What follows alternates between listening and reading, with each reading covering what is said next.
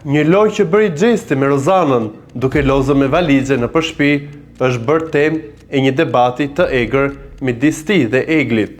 Është Egli ajo që me sa duket po rikthehet në Eglin e vjetër, më agresive, më debatuese dhe më gjykuese dhe më paragjykuese për Gjestin.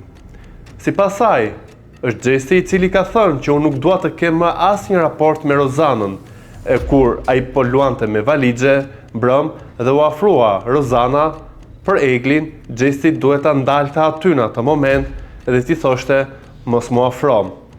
Deri ty ku jam me qëndrimin që e ka shprehur Egli.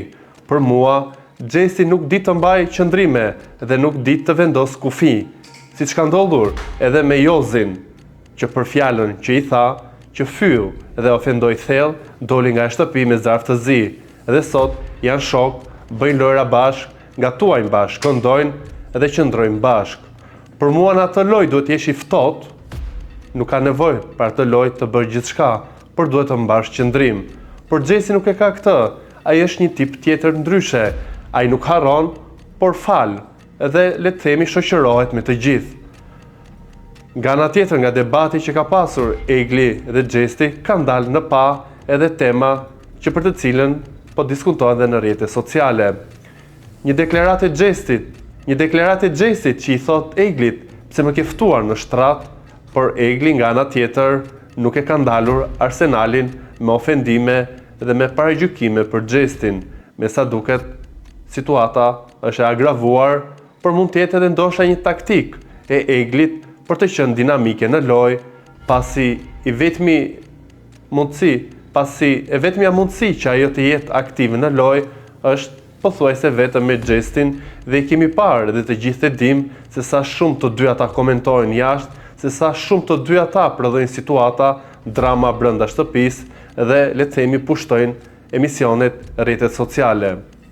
Ende debati midis tyre po vjen brenda shtëpisë së Big Brotherit, kur me sa duket edhe një herë tjetër po nxjerrin arsenalin e pakënaqësive që kanë karshi njëri tjetrit.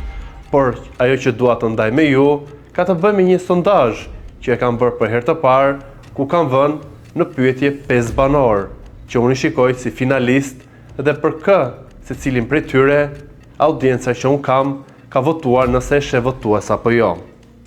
Do ta filloj me Gjestin, sigurisht ai është kryefjalë dhe nuk kam se si mos të filloj me të.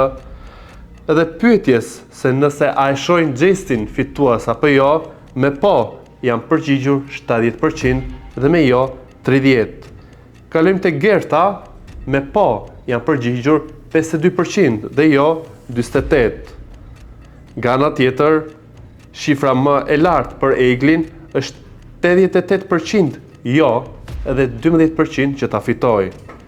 Kalojmë tek Rozana, ku edhe këtu ka një diferencë të madhe, me një jo shumë të madhe, 78% janë kundër që Rozana ta fitoj Big Brotherin dhe 22% që ta fitoj.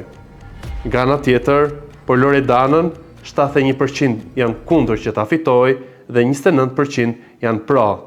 Pra, duke bërë dhe një analizë të thjeshtë, është ajo që unë e kam thënë dhe stërthën dhe do ta them që për mua dyshja kokë më kokë do t'jetë pa diskutim Gjesti dhe Gerta, për shumë arsye që ndoshta do t'i analizoj në një video tjetër, po këto janë fakte reale, kë do publiku dhe kë mbështet.